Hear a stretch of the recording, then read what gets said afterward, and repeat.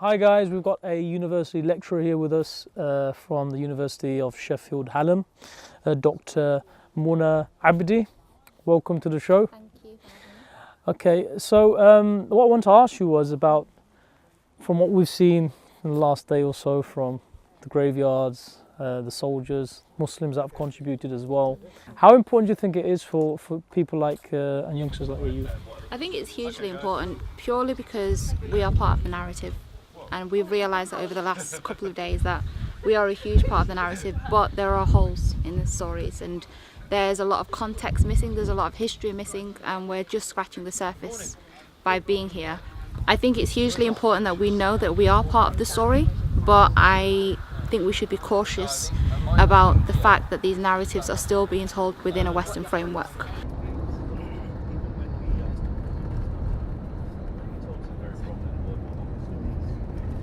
We're at a cemetery called La Nécropole Nationale. Again, we can see many gravestones, crosses, graves of Muslims here. Also, we can see graves of Jews as well. Three major faiths, all in one area, buried side by side.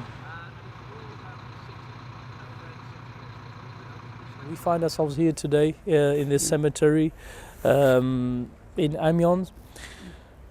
How do you feel when you see these graves here? Muslim graves, Christian graves besides each other. I've been to cemeteries.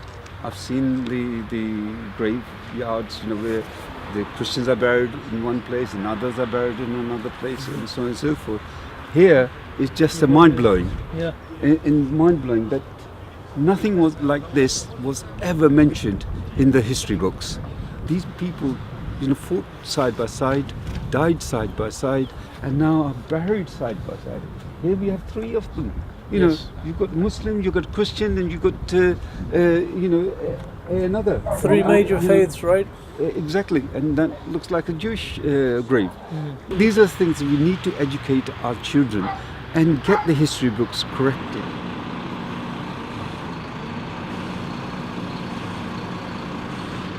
Coming to this graveyard, it's very powerful, and you just see the imagery, how the graves are put together. For example, here we have a Muslim grave right next to a Christian grave, and you can see the spider web actually connecting the two, which is beautiful actually. And right behind, if you can see the shot here, right behind the Christian grave, there's a Muslim grave, and behind the Muslim grave, there's a Jewish grave. So three major faiths in one cemetery in one area. The burning question is, why were we not taught this all-encompassing narrative of multi-ethnic and religious participation and sacrifice during World War I and II in the British school system? Why did we only hear about the Gurkhas, for example, when over 1.5 million alone came from India, not to mention North Africa, China, South Africa and elsewhere?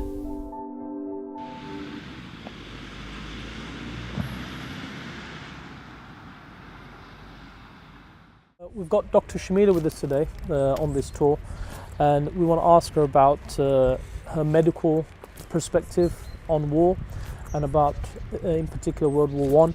Dr. Shamila, welcome to the show, Close Shave TV. Thank you. What are the takeaways from what you've seen today in this cemetery? So this morning we were learning about the early medical camps and the development of war medicine, essentially, and how even with limited resources they were trying to save men, save lives. So we were shown some of these. One of the demonstrations was about whether you would want to be hit by a sharp bullet, a blunt bullet, or these lead shrapnel pieces. Like pellets? Yeah, they're like pellets. And what kind of injuries would have been sustained from something so small but travelling at such a high velocity. Personally, I chose to be hit by one of these, which is a sharp bullet and a flesh wound, preferably, if I was given the choice. Why? Because it would pass straight through, whereas something that is as blunt as this is will probably pass through and cause a lot more damage to the bone if it hit it. And the other thing that we talked about was we talked about the use of chlorine gas. So I find it such a it was deeply moving to hear about the very first chlorine gas attack that was actually aimed against the Moroccan Algerian Muslims. Now, often this is a fact that we're never taught about when we talk about the by the Germans, right?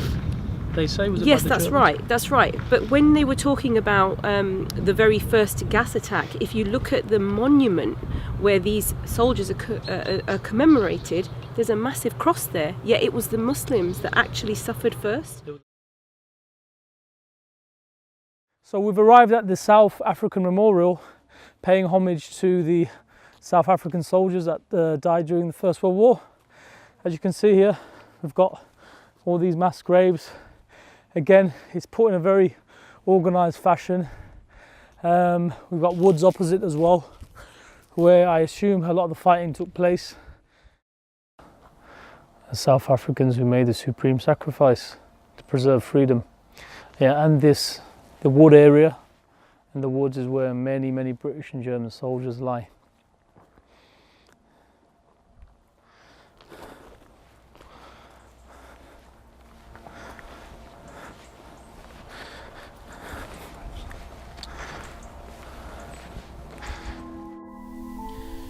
From what I've heard and seen so far about the Muslim experience, mutual respect and camaraderie between Muslims and European Christian soldiers, I'm conflicted between accepting it as reality or a romantic attempt to sugarcoat the fact that they were merely colonial subjects put on the front line to obey orders. We've just been doing that. Great. Well, we were just saying, that along with the Indian Labour Corps, the Chinese Labour Corps, Right. etc., you've got the South African Labour Corps. So Yes. you've got about 25,000 people recruited, entirely from native South Africans. So brought over here to Europe. They're here in 1917. Yes, they go into camps like everybody else, but the big difference is they are contained within their camps. Okay. So unlike the Chinese, the Indians, the others who, when they weren't working, could go into town, go and buy stuff from the shops, etc., Right. go out on the evenings, it's a camp. They weren't allowed to leave. Oh my God! So even the racism that was Yeah, applied yeah. to them, and So- even the apartheid, Yeah, even though apartheid doesn't officially exist. officially didn't exist then, but there was an apartheid in terms of where they could actually mix and communicate with people, right? When then they came here to fight for Not Europeans, to fight. and that's what you call racism It and is. injustice. And when the Allied governments put the pressure on them, say you've got to change it, you've got to conform to the rules that everybody else sticks to, they say, we're taking them home. Withdrawing the Labour. That's what. Is that right? their solution was. And the solution was not to actually listen and to think, you've got a point, Yeah. but we'll take them back then. Yeah, we don't want them to be mixing, getting different ideas, different thoughts. Why? What was the problem? Well, what was the problem? The problem is about racism, isn't it? It's just simply to do with inferiority and superiority complex. The people who are making these rules and they have these beliefs are basically Dutch Protestants, aren't they? Who are White supremacists. white supremacists. Yeah, in our terms, if you Yeah. but we're talking 100 Yeah. years ago, aren't we? So we're here to visit the Moroccan division. So it's a memorial for the Moroccan soldiers that came and fought and died here, and that were martyred here. It will be very interesting to find a bit about the story and the background of how they came here, how many of them passed away. I heard there's about 500 or so buried here. You can see this grass and these curves and these small hillocks, if you like. Let me assure you, this is not Teletubby world at all. Yeah, this is actually from the shells and the bombs that were hitting the ground, and they've preserved it till today. So the old trenches and the old kind of craters that were made and formed due to the bombing, they're still here. And it goes all the way across. Yusuf, we conclude our journey and our tour. Yeah. It's been incredible. Yeah. It's been enlightening, and it's been very emotional for a lot of people, as we've seen. What are your final words? Well, I'm kind of lost for words, really. I mean, I've said it all up there. But I feel that this is actually the beginning of the journey, and all the rhetoric and all the media's gone away, and all the banner waving and stuff like that's ended. And it's sunk in, the message is sunk in, and those people go home, and they're movers and shakers, a lot of them, right? They're decision makers. it's important that we don't lose the momentum, and that we mean business with this. We're going to take this counter narrative out to the wider community and do something with it. You know, not in just deeds, but in actions. Right. We now conclude our tour, our journey. We'll be going back to the UK now. We've just come here to remember the Indian and the Chinese contribution. This is the last stop. It's been an incredible journey. We've learned so much. It's been so educational. It's been very emotional. We've had two sisters that have discovered their grandmother's brother, where he was buried. They knew that, and she knew, and she's 88 now, that he'd left for war when he was very young, before his 20s. And they assumed that he passed away somewhere in Africa. However, they've discovered that he actually died in Basra, Iraq. So it's been very personal for a lot of people. It's been educational for many of the Muslims in particular here, because we didn't know of the mass scale contribution of Muslims to World War I, how many died from North Africa, from India. And all I can say is, I think more people need to see this, and if it can hopefully help those who want to subvert the hatred out there and actually bring a bit more love into this world, then something like this is very powerful.